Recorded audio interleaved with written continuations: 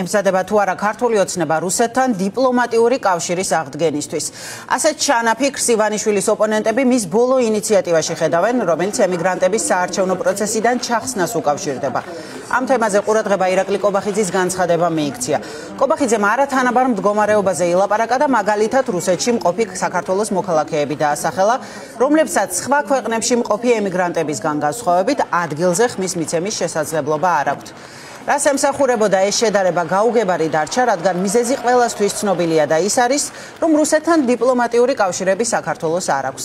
ნიკა გვარამეაკი სოციალურ ქსელში ავრცელებს პოსტს ციხიდან, რომ ოცნება საარჩევნო კოდექსში ცვლილებებით, ახლა ნიადაგს უკვე ამ დიპლომატიური კავშირების აღდგენისთვის ამზადებს. სალომე ლაბაძე მოგვიყვება, რა კავშირები იკვეთება ამ ცვლილებებსა და ოცნების განზრახვას შორის.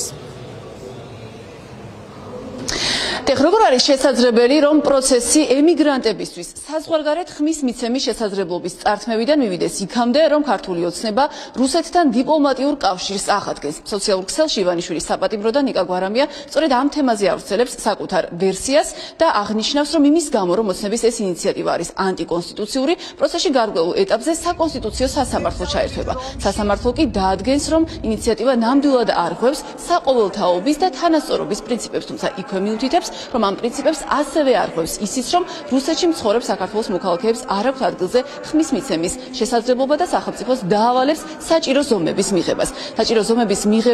საჭირო ზომად კი იმის გამო, რომ უცხო ქვეყანაში არჩევნების ჩატარება არის დიპლომატიური ღონისძიება, შეფასდება რუსეთთან დიპლომატიური კავშირის აღდგენა. გვარამია იმასაც აღნიშნავს, რომ ეს შესაძლოა განხორციელდეს საკონსტიტუციო სასამართლოსთვის გვერდისავლის გზითაც, თუმცა ნებისმიერ შემთხვევაში ის ოცნების ამ ინიციატივის ჩანაფიქრად ხედავს სწორედ ოკუპანტ სახელმწიფოსთან დიპლომატიური კავშირის აღდგენას. რაც შეიძლება მეტად სავარაუდო ვერსიად მიიჩნეოდეს იმ განცხადების შემდეგაც, რომელიც ირაკლი კობახიძისგან მოვისმინეთ, რომელმაც სწორედ რუსეთში მცხოვრებ ემიგრანტებზე ისაუბრა და თქვა, რომ იმის გამო, რომ მათ ადგილზე ხმის მიცემის შესაძლებლობა არ აქვთ, ეს ემიგრანტებს შორის არათანაბარ მდგომარეობას ქმნის. ჩვენ ბუნებრივია, რომ ამ თემაზე დღეს კითხვები ქართული ოცნების წარმომადგენლებს დავუსვით პარლამენტის შენობაში, თუმცა ისინი შეკითხვის დასმასაც კი შეურაცხყოფად გვიფასებენ, არადა საუბრობთ იმ პარტიის წარმომადგენლებთან და იმ პარტიის წარმომადგენლებზე, რომლებმაც სულ ბოლოს უკვე წულუკიანის კომისიის დასკვნითაც საქართველოს დაადანაშაულეს 2008 წლის ომში და პარტიის ლიდერმა კი ბიძინა ივანიშვილმა, როგორც გვახსოვს, ქართველი ხალხის სახელით ოკუპანტებს ბოდიშიც კი მოუხდა.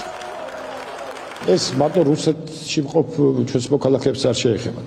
არის უამრავი ქვეყანა, სადაც ჩვენ დიპლომატიური წარმომადგენლობები არ აქვს, მაგრამ იქ ჩვენი მოქალაქეები იმყოფებიან. უბრალოდ ეს როგორც ფაქტი ისე აღნიშნა. ხო თავს მოვიკლავ, რომ ესეთი არასერიოზული ადამიანად ჩამთვალოთ.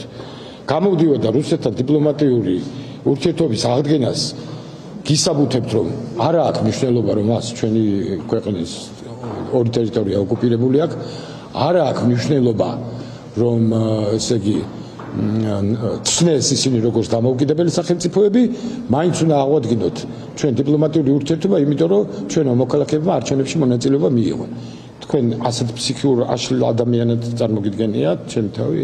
რა კავშირში არის ეს ინიციატივა, რომელიც საარჩევნო კანონმდებლობაში ხორციელდება დიპლომატიური ურთიერთობების აღდგენასთან რუსეთთან? აი ლოგიკასაც ვერ ხედავ. მხოლოდ ერთ ამჟამიდან ვთქვათ, ხა რუსეთთან დიპლომატიური ურთიერთობა ეს პირდაპირ კავშირში არის ტერიტორიებთან, რომელიც ოკუპირებული აქვს, ხო, რუსეთს და ამიტომ მათ წინაპირობა ნებისმიერი ურთიერთობის რუსეთთან არის სწორედ დეოკუპაციისკენ გადადგმული ნაბიჯები.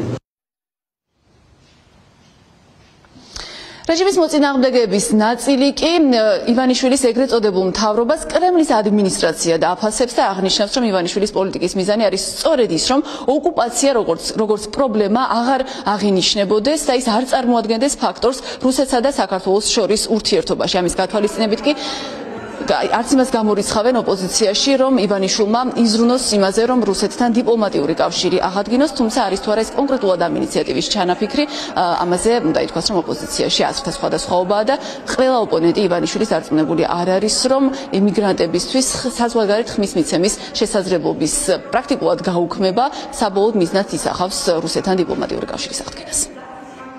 რუსეთში მცხოვრებმა ქართველმა ემიგრანტებმა არაფერი დააშავეს, რუსეთის სახელმწიფომ დააშავა საქართველოს წინაშე და რუსეთის სახელმწიფო ეცდება ყველაფერს იმას, რომ ზეგავლენა მოახდინოს ქართულ პოლიტიკას, მათ შორის შედეგების თვალსაზრისით. ასევე ჩვენ ვერ შევძლებთ რუსეთის ფედერაციაში ოკუპანტ სახელმწიფოში არჩევნების ადმინისტრირებას. არ ვიცით, ოცნებას ქართული რო არაფერი ექნება და ეროვნული ჩაფიქრებული ამაში ვარ დარწმუნებული, რაც შეეხება ანტიქართულს და ანტიეროვნულს, ის რა თქმა უნდა ოცნების დღის წესრიგში აუცილებლად იქნება. ყველაფერი შეიძლება ოცნების მხრიდან მოხდეს. მის განცხადება რას ცხადყოფს, რომ ის არ აღიქვამს რუსეთს ოკუპანტად, ვერ აღიქვამს, რომ ამ ქვეყანასთან დიპლომატიური კავშირი გაწყვეტილი გვაქვს და ოკუპანტ ქვეყანაში, რომელთაც დიპლომატიური კავშირი არ გაქვს, არჩევნები ვერ უნდა ჩატარდებოდეს და იმიგრანტები მოწმობას ვერ უნდა იღებდნენ, იმიტომ რომ ეს შენი უსაფრთხოებისთვისაც გამოწვევა იქნება, ამას მე მგონი ყველა მიხვდება.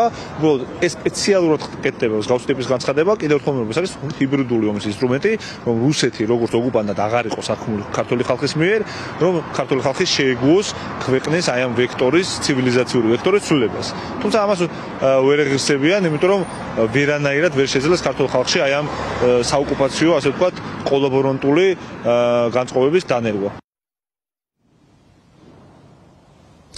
რამდენად შორს წავა ქართული ოცნება კრემლისთვის სასარგებლო პოლიტიკის განხორციელების გზაზე, ეს ისე შეკითხვად რჩება, მანამდე კი ქართული ოცნება უკვე შეუდგა საარჩევნო კოდექსში იმ ცვლილებების განხორციელებას, რომელთა დამტკიცების შემდეგაც ემიგრანტებს ადგილსამყოფელ ქვეყნებში უკვე აღარ შეეძლებათ ხმის მიცემა და იმისთვის, რომ მათ არჩევნებში მონაწილეობა მოახერხონ და ისარგებლონ თავიანთი უფლებებით, მათ მოუწევთ, რომ არჩევნების დროს საქართველოში ჩამოვიდნენ.